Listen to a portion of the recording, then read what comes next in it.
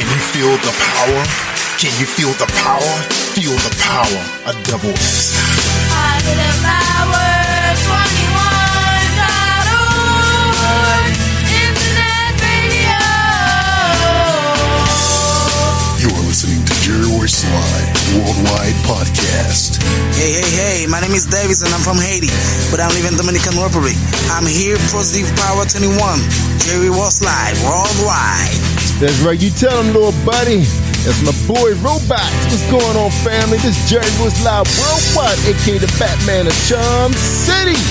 Beautiful weather today. We had a great time outdoors, cooking out, walking the dogs, taking pictures with my little doggies. We was just having a ball today. Baltimore, Owens Mills. What's going on, Glen Burnie? What's going on, Atlanta? What's going on, New York? What's up, everybody? Welcome to Positive Power Double XI Christian Media.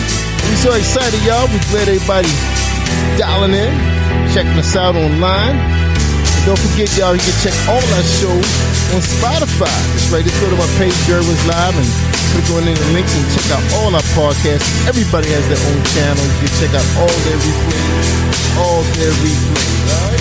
Hold tight, y'all. And let's bring my good friend, our co-host. That's right, Paula G. Bring her on the show. What's up, Paula G? Jerry Royce Live Worldwide. Batman, how are we doing? Batman is doing good. Doing good. Yeah. Awesome. Yeah, it was a beautiful day. Beautiful day. I see Mimi had a fantastic day today. Yeah, she had a great day out there, Paula G.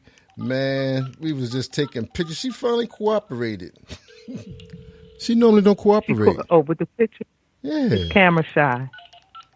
Yeah, she usually cuts up on me when I'm trying to take pictures. Yeah, she's just a little camera shy, that's all. She just don't want to be on Facebook. She know Pop gonna put it on Facebook. That's right. She's a little camera shy, but when it comes time to speak up, she definitely does, because she's not going to take any mess from those big dogs. I'm like, look at Mimi. I know, her little itty bitty self. I know. And I got to walk across the street because, them people trying to, they said my dog bigger than theirs, so they don't really care. So they just keep coming. But they don't know. Mm-hmm. She won 2 fights in the neighborhood, and they were like 3-4 times her size. So I don't know what they thinking about, Don't know what they thinking about. She's got that little dog, big heart. Man, my little Shorky. You're going to turn him up. You're sure? Well, they got a lot of energy anyway. So Yeah. Them little Yorkies, man, they bred to kill. So I don't know what people thinking when they be trying to walk up on us like that. Anyway, Paula G, we got a great guest tonight. This guy, I was listening to some of his music, and man, it sounded like I was listening to Prince. Man, he had some skills. Oh. He was turning it up. Yeah, so much talent in this world. Well, let's bring him out. I'm sure I got him connected. Let's see. All right. Mr. David Stevens, you connected, sir? You connected to Positive Power? Yes, sir.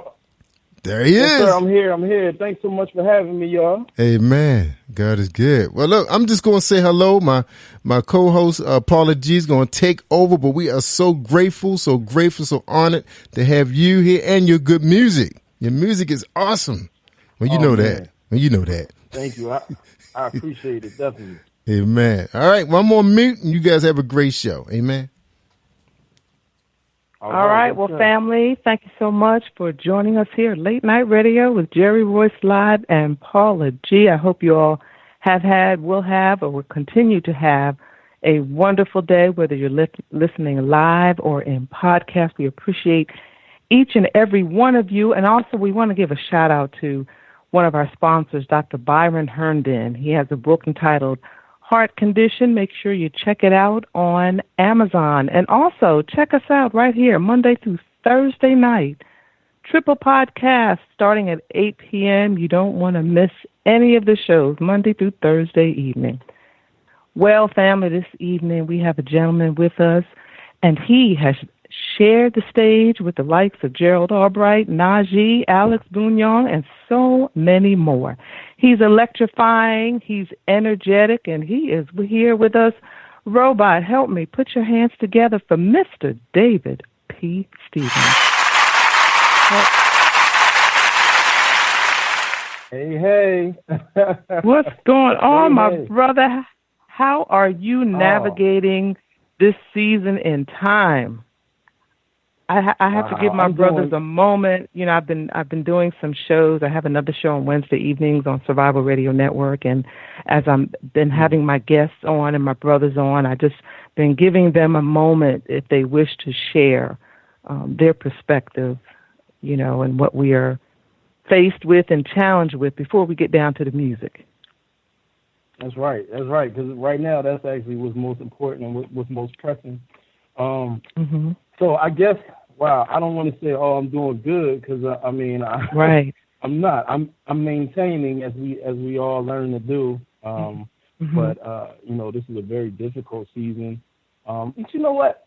It's not that it's any more difficult than it has always been. We've always suffered these, you know, the same problems with police brutality and racism and all those things. But it's just that we've come to a head now. You know, we finally come to a place where we're tired, and where now it's time to fight back, and now it's time to you know, to make some changes. And so, you know, I think we're all feeling really exhausted from the conversations that we have to have, the continual dialogue and back and forth with you know, like for me, you know, a lot of white fans and black fans alike, you know, because we don't always agree. You know what I'm saying? As a group, we're not you know, homogenous. We don't just say, you know, okay, yeah, one person agrees, and then we all, you know, we fight against that stereotype that we have, you know, homogenous thinking. So, so it's difficult. You know, it's been a lot of conversations.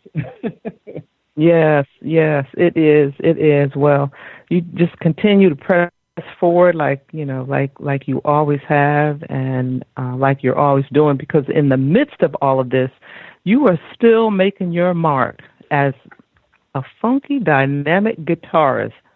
Now, how have you earned that title? How are you making your mark? So, well, I was known for being more so on the smooth jazz platform, and I was, you know, and the music is a lot, you know, it's really like a happy music, really, you know, kind of formulaic to some degree, and not putting it down because I love it, but I always infuse all my different influences into it. So, you know, that's where the funky thing came in. In my performances, I do a lot of jumping around and a lot of funk, energetic, and a lot of rock and stuff. Yeah, you know, and just try to, you know, infuse all my different influences in. So that's where that came from. Because you enjoy, and you know, it's a beautiful thing to see an artist on stage when they really enjoy what it is. You can tell because you can feel the energy, you can feel the vibes. You know, you just enjoy what it is that they're doing on stage. We're gonna take a pause here, and I want you to tell us a bit about "I Am a Man." I think it's absolutely an appropriate moment to talk about that. How much time I had to talk about that, because I think that's so important right now.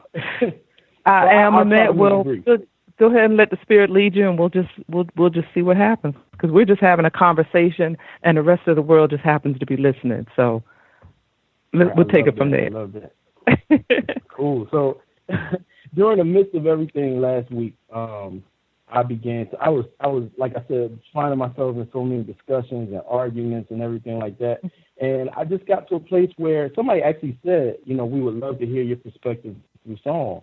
And at the time, I didn't want to hear that. I just wanted to keep on arguing, you know, and yelling my head off. Yeah. But I sat down later that night, and I said, you know what? Instead of writing a long essay, I'm going to use the power of music to be able to break down how exactly I'm feeling, that I believe also represents how many people in you know, African American community are feeling. And so I began to write the words. But what I want to get across with this song, the message that I was trying to get across, was that, you know, fundamentally, a lot of people don't, you know, I'll say one group in particular does not believe that we are actually human. Because in order to commit, you know, so many different atrocities and so many things against us, they have to fundamentally believe that we are not, equal, and we're not, sharing the same exact, genealogy and all that kind of stuff. And so, for me, I just wanted to say, listen, stop. I'm the same as you. I bleed the same. I get angry the same way. I'm no different than you. I cry when people die. You know what I mean? And and I wanted to write a song that would make them stop and reflect and say, you know what, racism really is stupid. At the bottom of it, it's really stupid. So that's where I was going with that song. Ladies and gentlemen, David P. Stevens, guitarist, he speaks. I am a man.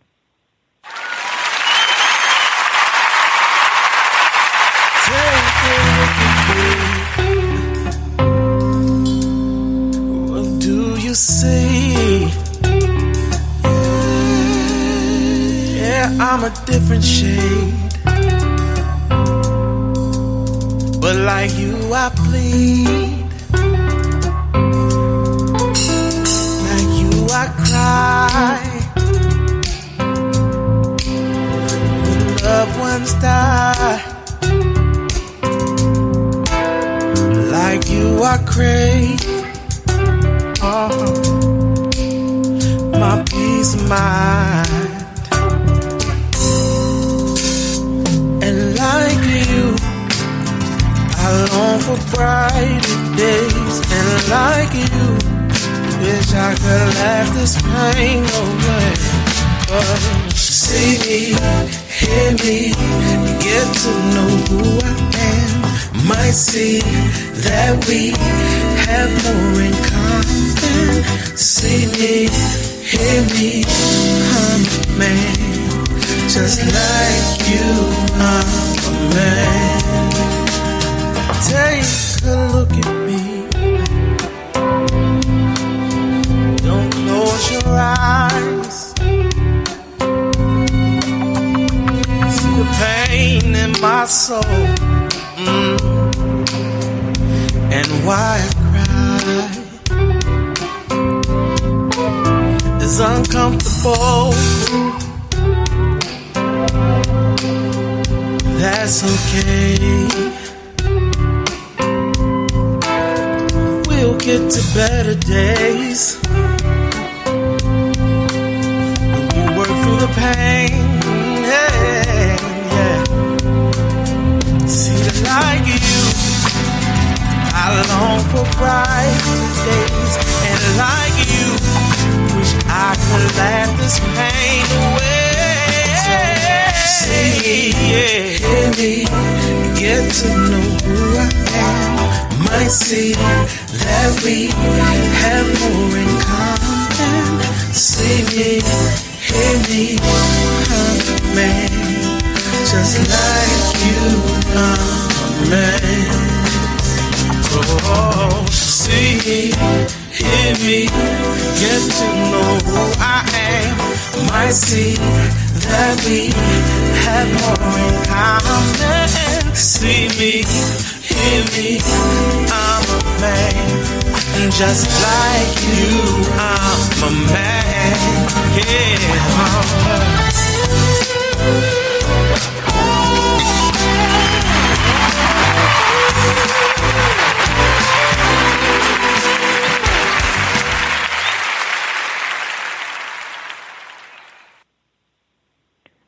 And if you are just joining us, this is Late Night Radio with Jerry Royce Live and Paula G with our guest, the phenomenal David P. Stevens. And he wants the world to know through his beautiful melodic sounds, I Am a Man. My brother, that was a beautiful song. And I'm so glad you stopped arguing and wrote that song. Thank you. Right, sometimes you got to say, listen, man, let me just put it in song. Yes. Oh my gosh, that is just beautiful. It just really vibrates, through your soul, and we can just really hear the passion in that. So thank you so much for sharing that, because just the title in itself, is powerful. I am a man. And speaking of man, there are some other men that have influenced you throughout your journey. one being Wes Montgomery. Tell us why he is he was an influence or is an influence for you. Well, I love the sound of Wes Montgomery. He was real innovative. He was able to. He has a real interesting story. He would practice quietly at night, and use his thumb to practice because he didn't want to disturb people. And it became his trademark thing. Became his trademark sound. So I always loved the fact that he broke down doors and did it his own way. And I like people throughout history, especially musicians and artists who did it their own way and broke through. And it's not an easy thing to do that because people always want you to be the same as everybody else. So sometimes the pioneers have so much, and that's what makes them pioneers. Yeah, right. That's what makes them pioneers of those unique things that they do. Exactly. I had teachers early on who would always consistently say, you got to develop your own sound. Don't try to sound like me. Don't try to sound like George Benson. Develop your own sound. And so that's been in me from the beginning. Wow. And there's been another influence, the other George Duke. Oh my goodness, George Duke. Yeah, as far as writing and producing, George always took chances, and he's another pioneer. Just love George Duke. Yep, absolutely. And it's something when you have other artists in your field that you can look at and you can see their journey and the things that they have done, to get where they are. It's encouraging, especially when you yourself you might have a unique way of how you express your music that's not like everybody else. And it encourages you to kind of continue to move forward in that stance. So now you're at the point that you have 5 jazz albums under your belt. Is that correct? You got 5 albums. I actually have 7. I have 7 albums, and then just recently put out an EP. Called Vibration. That would be like number 8, or I guess you say 7.5. 7.5. Right. Wow. So as you have put out these albums, over the course of your career, can you kind of give us a journey from your first album up to your 7.5 album, maybe some of the milestones along the way, maybe some of the lessons along the way, some of the revelations along the way? Sure, that's a great question. I could go on for days with that one. The very first album I put out, I wasn't sure exactly what direction I wanted to go in. So you can almost hear it's an innocence and a I don't want to say confusion, but it was just like a whole bunch of different influences. It was called Timeless. So it was smooth jazz, it was fusion jazz, it was funk, it was R&B, soul, a little bit of gospel, and I was kind of mixing everything in together. And I didn't realize at the time that was the style that I was really developing or that I would become known for. But that was rough. And then I immediately went right back into the studio and did my second album called The Shed. And I used the connections that I was making from the first album to try to get other artists to jump on board with me. So I had like Gerald Veasley in there with me and Carol Riddick and just a whole bunch of people. And then everything just kind of progressed from there. And like as far as performing, I was doing a lot of solo performing in clubs and stuff, and just kind of, as all artists say, kind of cutting my teeth and getting to know the audiences and seeing what worked and what didn't work, and seeing if I was even somebody that people would want to come see. And thankfully, it was a blessing. People really started coming out, and then I remember, it's funny, I'm trying to like roll all this into a one conversation because it was years, but it's a lot. Yeah, and so eventually I decided I didn't want to be local, and I never was the kind of guy that's like I just want to be in one place and be happy. I'm always striving for more, and so I packed up my stuff and started going around the country and calling up bands and saying, "Listen, let me come and do a show and you had your band feature it. And then I was packing out places, and then some of the promoters started hearing about it, and then from there things just really started moving. So I started doing festivals and all that stuff. So wow, it's been a journey. It's been a journey. You know, you mentioned something a moment ago about the audience. Well, you know, saying, would I be someone that the audience would even want to hear? Which I think we can safely say now that yes, definitely someone that the audience wants to hear. But during the course of that journey, you kind of had to feel the audience out. Can you speak to that as an artist? Because I don't. Sometimes I see where maybe an artist or a poet or whomever it is may not necessarily have a feel of the audience that's in front of them. Am I making sense? No, absolutely. You're making a lot of sense. I think for me, it was more of like I just would try new things all the time. I would do something. I would say, well, okay, this time I'm gonna jump off the stage and see how they receive it, or this time I'm gonna get on my knees and talk to the ladies and see how they receive it. And I, you know, if it was met with like a bunch of people looking at me like I was crazy, I wouldn't try that anymore. You know, right? You make an adjustment on the spot. Like that. Yeah. Make an adjustment on the spot, right? I had moments like that where I thought it was going to go over well, and there was crickets in the room. But you know, those experiences. And I know it wasn't funny at the time. No, I know it wasn't funny at the time. Bullets. Because you got the owner of the club looking at you like, come on, man, get up off those knees, and then you got the band looking at you like, come on, man. So right. Yeah, it's a learning experience for sure.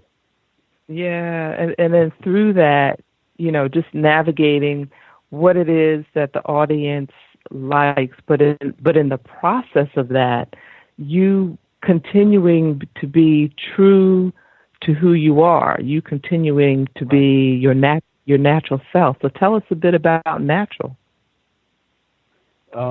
Natural. Oh, wow. So I don't know if you all remember the American Idol season 3, I believe it was. Latoya London was one of the finalists, and she's an amazing singer. And we hooked up recently, I guess now it's almost 2 years ago, and started recording and writing together. And we happened to be in Atlanta recording this one song, Natural. And it just felt so good. And I was like, I got to put this song out. And so just started working on some other love songs, and then that song ended up being the one that everybody is catching on to. So it's great. Wow, that's cool. That's cool. Well, family, right now on Positive Power 21 Late Night Radio with Jerry Royce Live and Paula G. My guest, Mr. David P. Stevens. Yeah. This is Natural.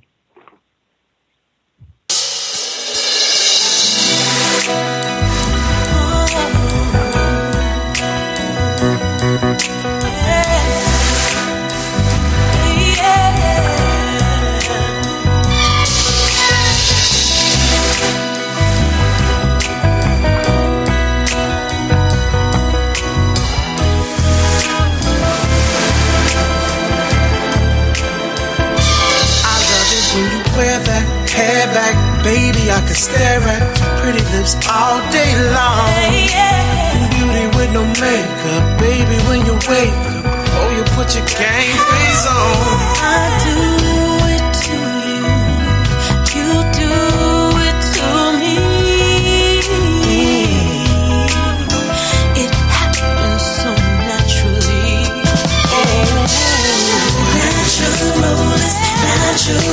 Natural to me. Some say it's unusual, but with you it's made to be. Beautiful, it's beautiful, it's beautiful, it's so natural.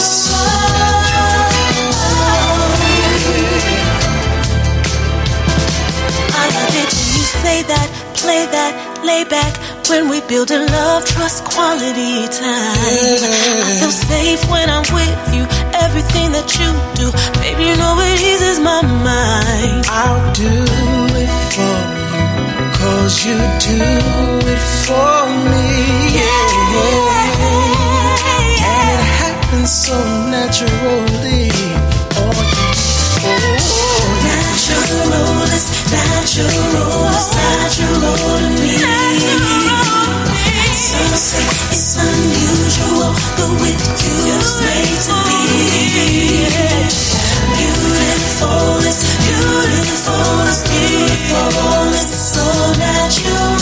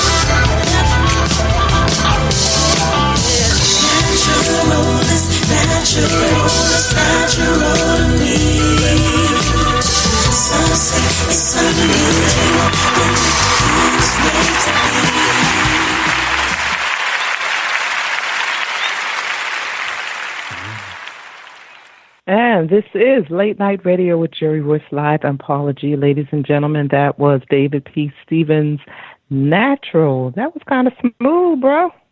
That was kind of smooth. Thank you. I like that.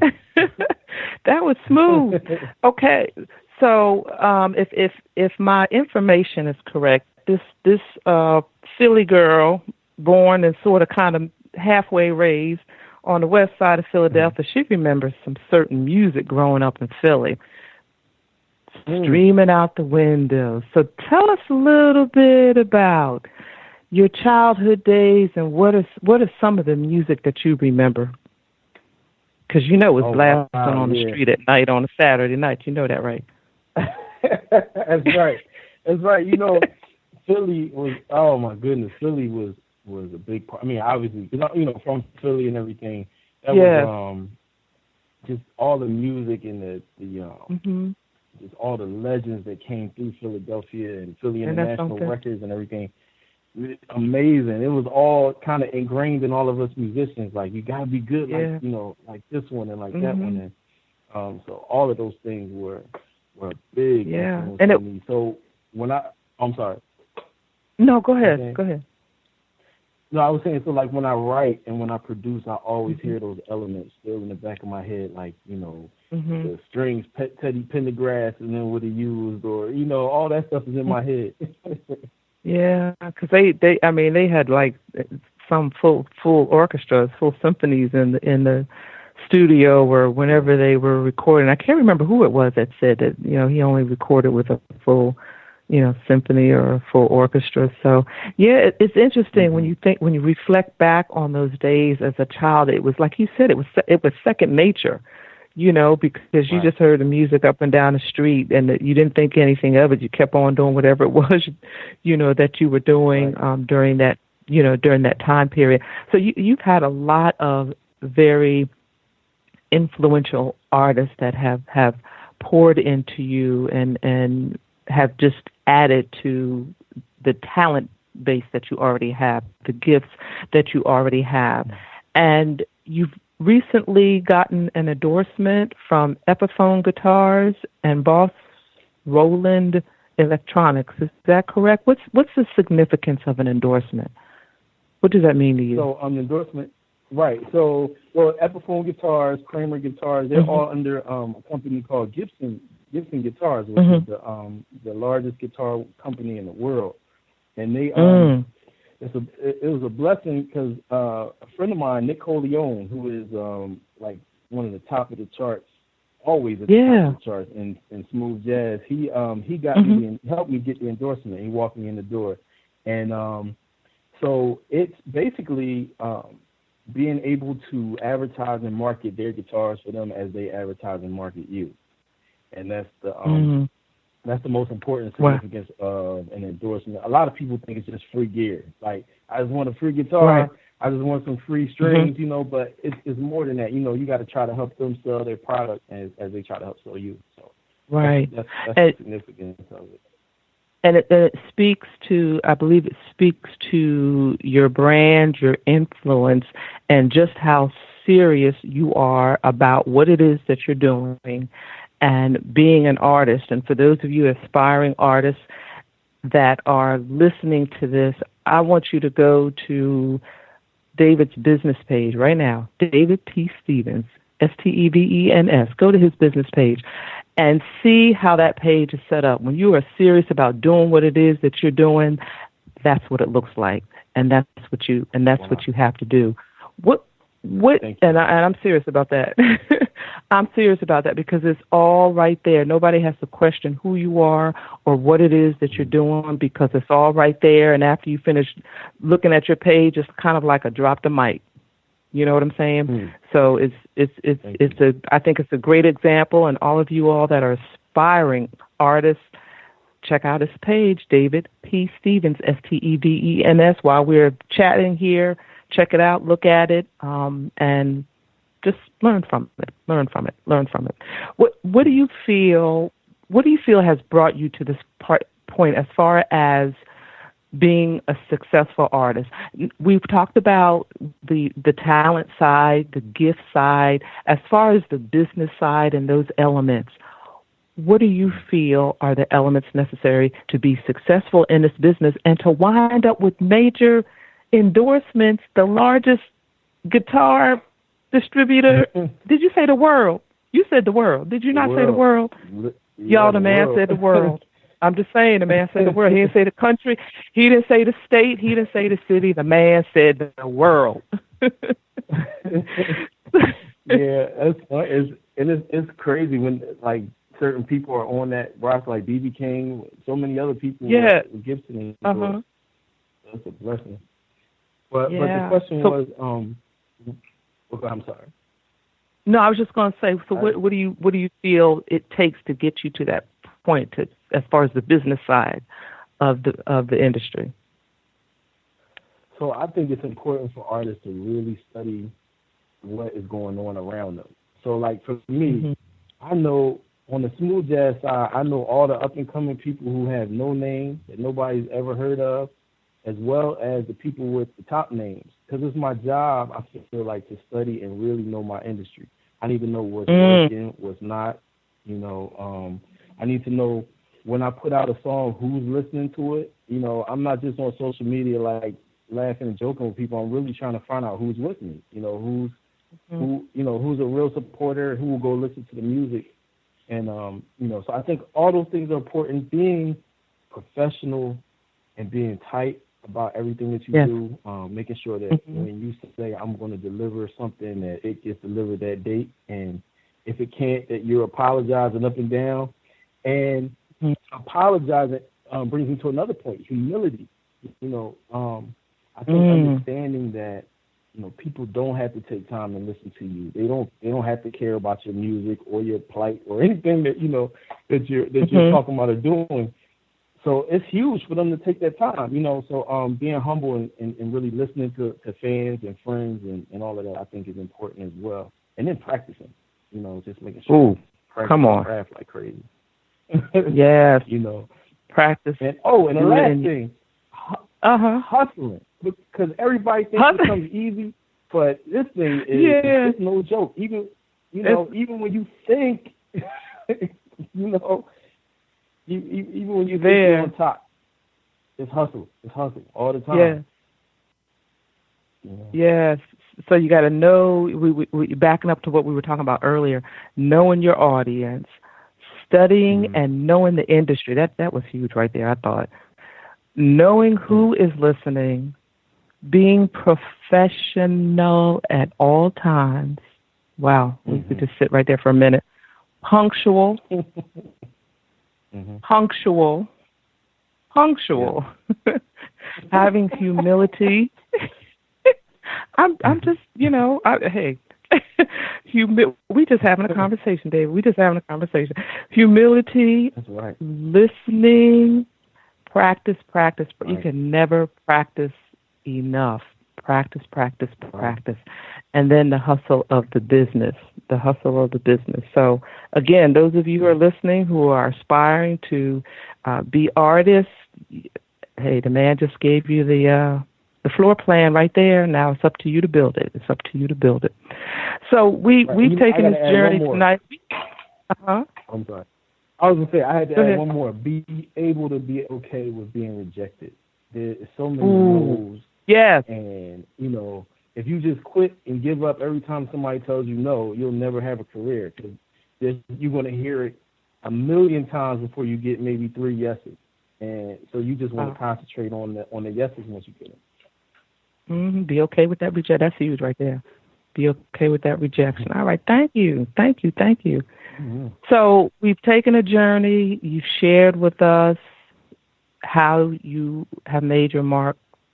You shared with us who has influenced you. You shared with us your journey from your first album to your 7th and a half album, almost 8 album.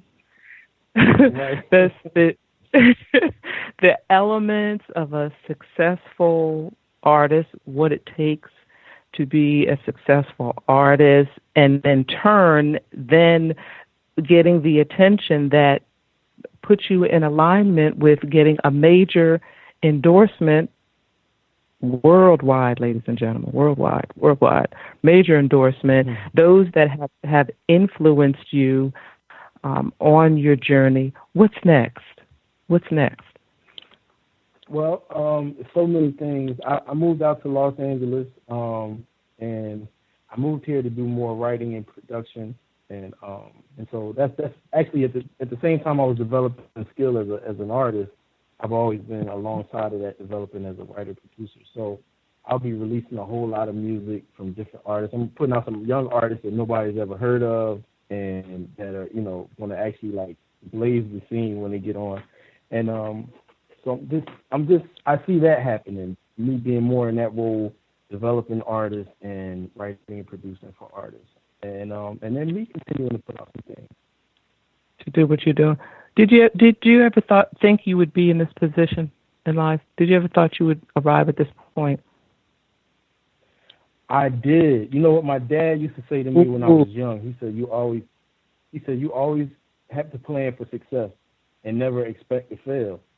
And so I used to listen to like all these Norman Brown, Gerald Albright, everybody on my way to sleep at night, and I would dream of it. It's surreal that I get a chance to meet these artists, had them on my album and play and perform and everything, but I was always practicing for that, and always with that in mind, like at some point I want to be on stage with them. So yeah, it's that, but you know what you just said. You know what you just said though. That gives credit to those who believe in the law of attraction. Because how so?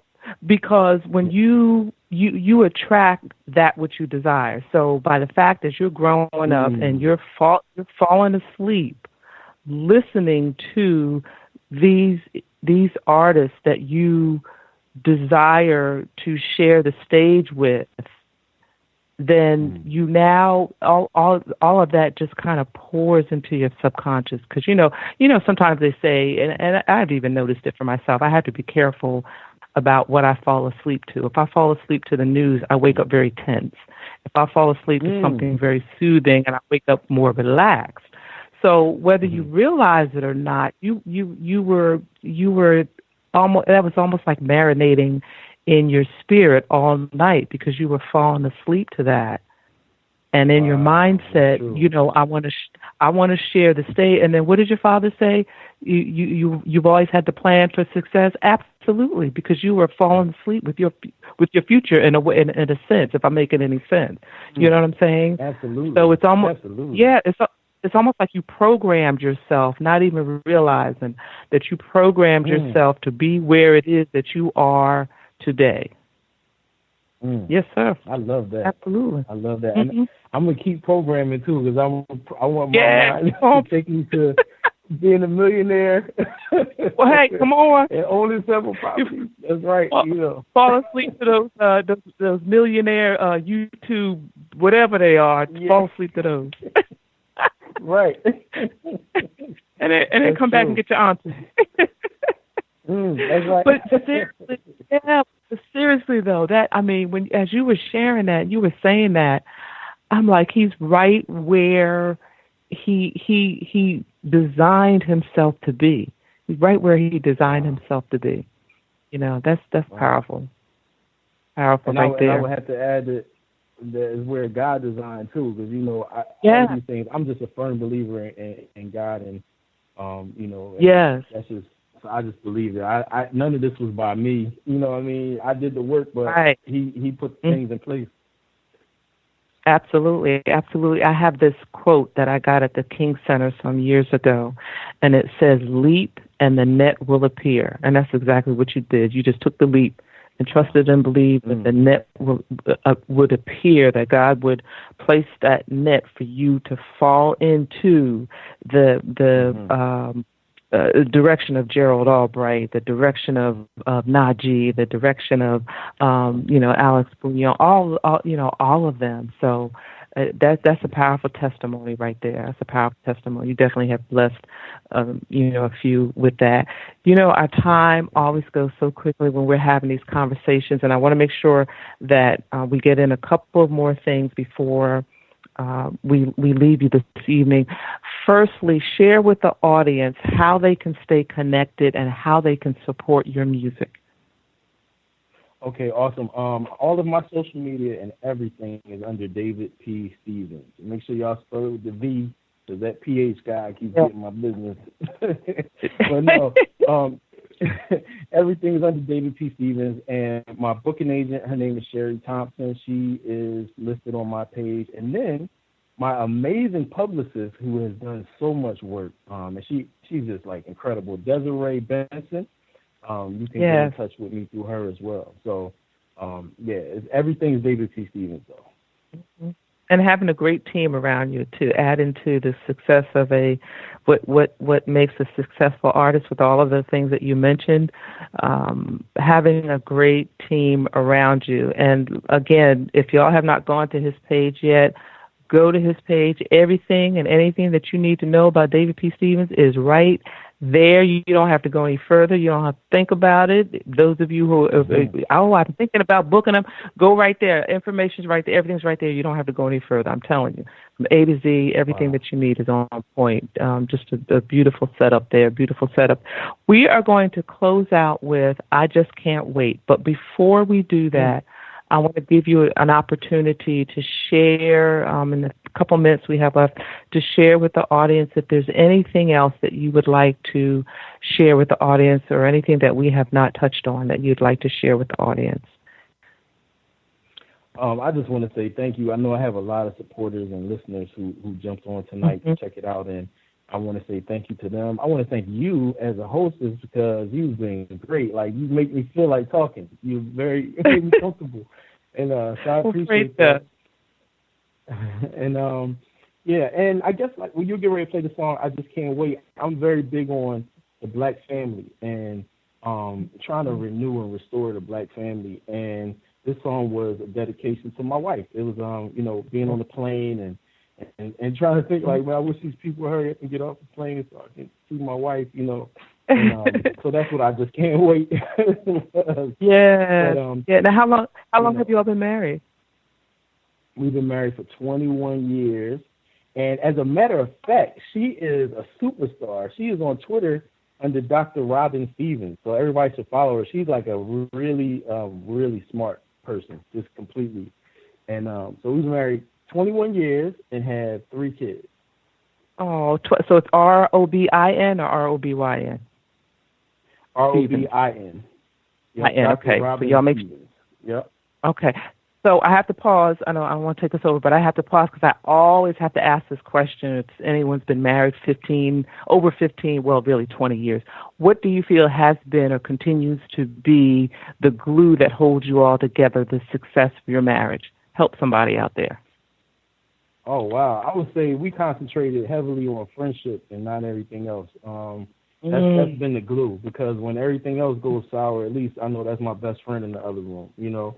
And I think so we do a lot of going out, a lot of hanging out, texting each other back and forth, you know, just really developing communication.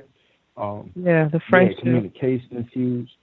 And then like my pop would always say, not too many words. My dad's married for 56 years. My mom and dad. Go ahead, Dad. Years. Go ahead, Dad, Mom, and, Dad. And so his whole thing was he don't argue. He said what he said. That's it. That's what he had to say, and then he's done with it, right? Yeah. A lot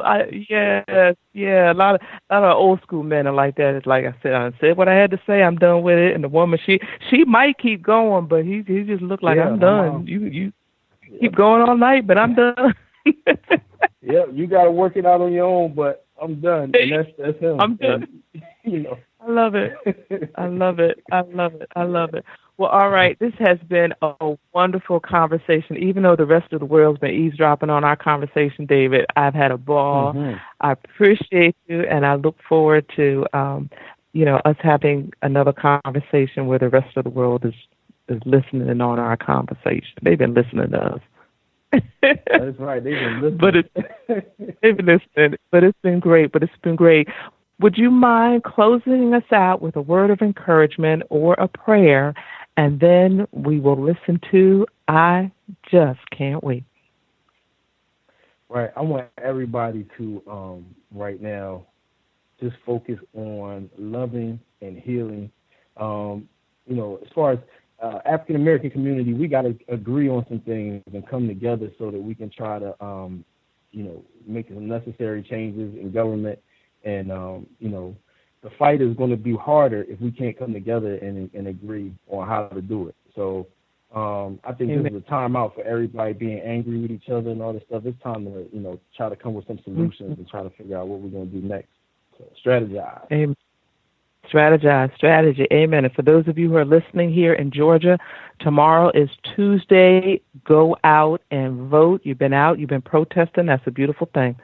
But y'all get to the voting booth tomorrow and handle your business. And wherever else around the country that voting day is either tomorrow or whenever it is, make sure you handle your business so our voices can be heard and the changes can be made that need to be made.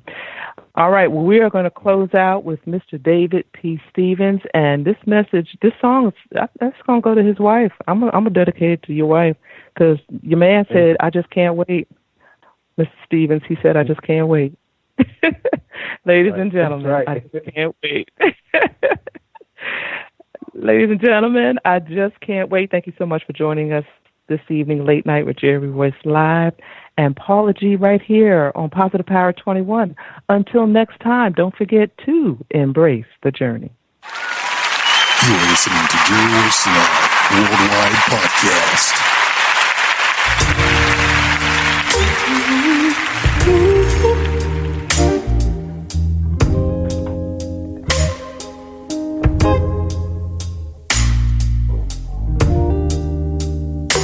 Sitting here on this plane,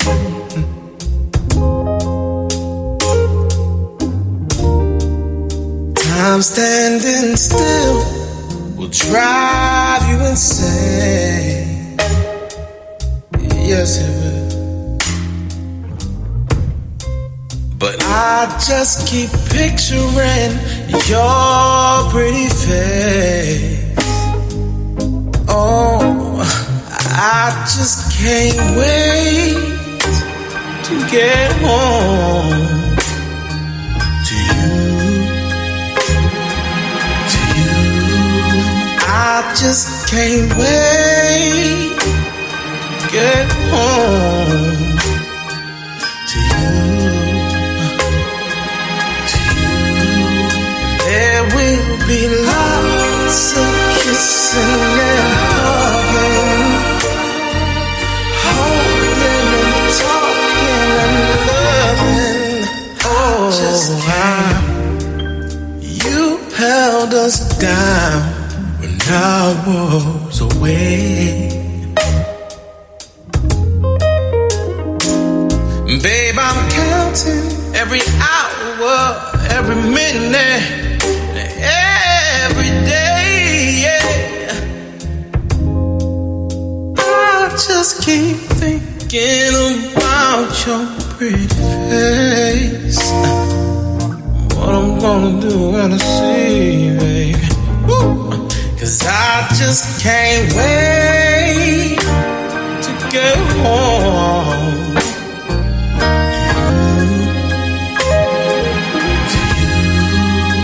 I just can't wait to get home to you. There will be lots of kissing and hugging, holding and talking and loving. This has been such a great tour, but I can't take 1 second more. Gonna throw my bags down on the floor, yeah. Kiss your lips when I walk through that door. Girl, I just can't wait to get home to you, yeah. Yeah, I just can't wait to get home to you, yeah. And there will be lots of kissing and hugging, hey, holding and talking and loving. I just can't wait.